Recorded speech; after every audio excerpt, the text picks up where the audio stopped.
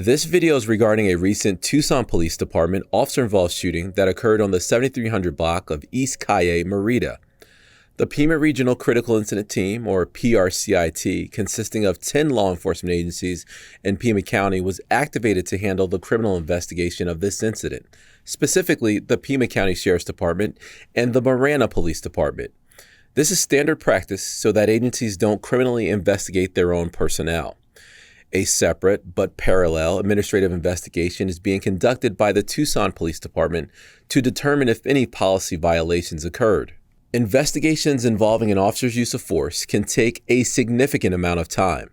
Investigators are tasked with reviewing video, interviewing multiple witnesses, examining forensic evidence, and reviewing hundreds of pages of transcripts and reports. This video is based on information we know to be accurate at this time. Conclusions about whether the officer's actions were consistent with agency policy and the law will not be made until all the facts are known and the investigation is complete.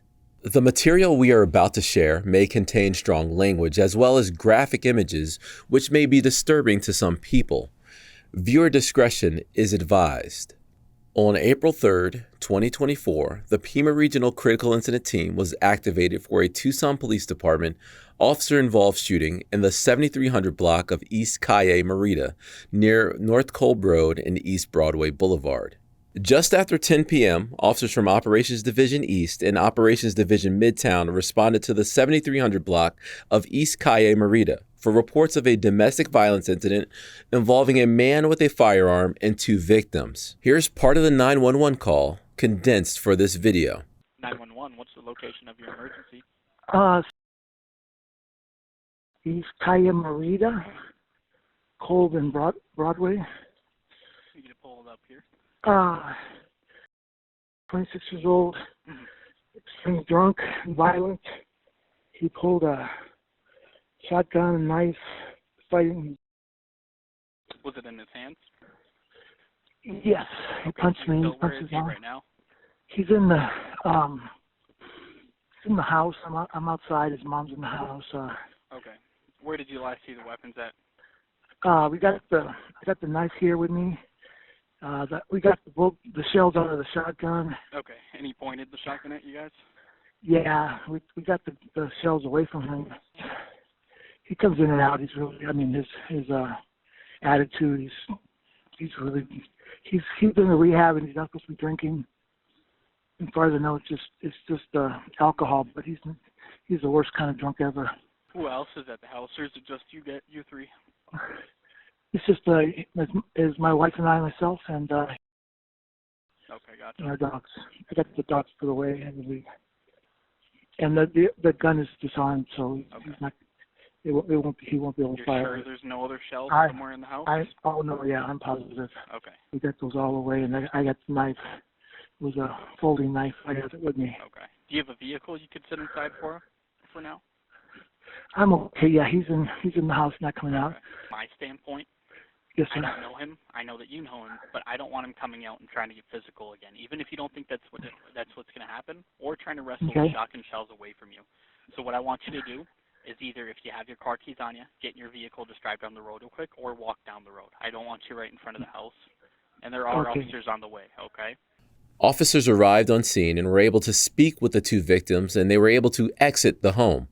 Officers were told by the victims that the male suspect remained inside and began to establish communication with them from outside using a long-range acoustic device. Attempts were also made to communicate with the suspect by calling several known cell phones believed to be inside the residence, but the suspect did not respond. Simultaneously, officers investigated the initial incident and learned the suspect suffered from mental health issues, had access to several weapons, and was reportedly intoxicated. Here is part of the interview condensed for this video. What caused for you to call 911? Did. You didn't tell him to call 911? I probably said call 911 Okay. to get Jake to stop. And it's not something that I thought he would ever really go through with. Okay. Did his demeanor change when Jake knew the cops were coming? Yeah. Did he say anything? Did you tell him anything? I didn't really say anything. You said you were crying. Yeah. What happened? He said death by cop. Okay. That's what Jake said? Yeah. Did you tell the officers that? No. Okay. And he has obviously weapons in the house, it sounds like. A shotgun. He's got my shotgun, and then he's got a rifle. He's got a 22. A 22 rifle? Yeah. Okay. And whose rifle is that? That's his. Where does he usually keep it? Under the bed. The shotgun's mine. Got it. Any other handguns or any weapons in the house? Yeah, but they're all away. Okay, does he know where they're at or? No? Okay, what kind of weapons are inside the house other than? I got a .357, a 9, and another 9. They also learned the suspect had left and returned home several times, and when he returned in the evening, he was acting unusually violent. The victims reported the suspect grabbed a shotgun and racked it while pointing it at one of the victims. The suspect also got a hold of a knife and began walking towards one of the victims. This led to a physical altercation, with both victims being able to safely leave the residence. An officer with advanced training in hostage negotiations and crisis intervention skills had taken over communication with the suspect. During that conversation, officers learned that the suspect had access to a vehicle which was near an exterior door to the residence. The suspect exited the home near the vehicle. In order to prevent him from accessing the vehicle, officers deployed a K9 and a less lethal tool in the form of a 40mm munition launcher. The suspect fled inside the home, and negotiation efforts continue. Stop or send the dog!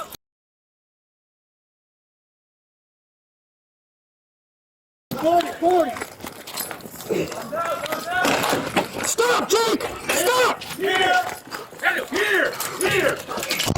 Here! Hold back! During those conversations with the suspect, he displayed erratic behavior, including yelling, breaking glass that caused an injury to himself, and what was believed to be the sounds of him racking a shotgun several times. Detectives from the Domestic Violence Unit contacted a judge and obtained a search warrant in reference to the felony domestic violence charges. Officers remained outside the home and continued their negotiation efforts. After being at the residence for several hours, the suspect emerged from an exterior door holding a firearm. Officers gave commands to drop the firearm. However, he raised it in the direction of officers, prompting one officer to discharge his department-issued rifle, striking the suspect. Here is body-worn camera video from the officer who fired his department-issued rifle. It's a gun! Gun! Just a gun! You got a gun!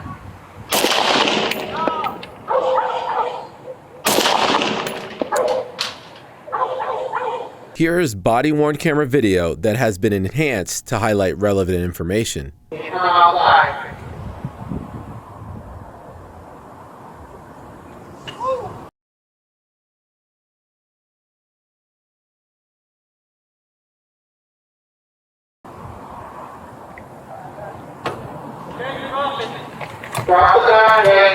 It's a gun! Gun! Gun! Just a gun! You got a gun!